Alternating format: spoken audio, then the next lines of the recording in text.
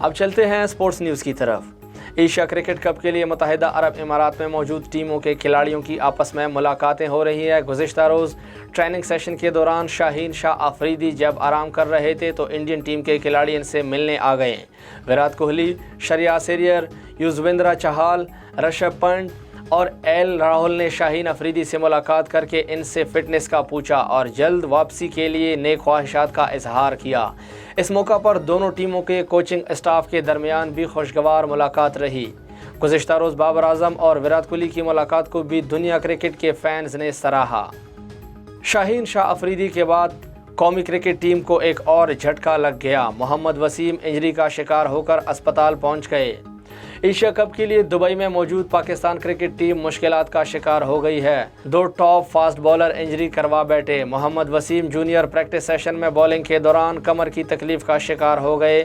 ان کی MRI کے لیے گراؤنڈ سے ہسپتال منتقل کیا گیا۔ پاکستان کرکٹ بورڈ PCB کے مطابق نیشنل T20 کپ کے ٹکٹوں کی فروخت آج سے شروع کی جائے گی۔ PCB کے مطابق شائقین کرکٹ آج سے آن لائن اور کل سے بوتھ سے ٹکٹ خرید سکتے ہیں۔ پہلے مرحلے میں پنڈی کرکٹ اسٹیڈیم میں شیڈول میچوں کی ٹکٹیں فروخت کی جائے گی۔ نیشنل T20 کپ کا پہلا مرحلہ پنڈی کرکٹ اسٹیڈیم میں 30 اگست سے 7 ستمبر تک کھیلا جائے گا۔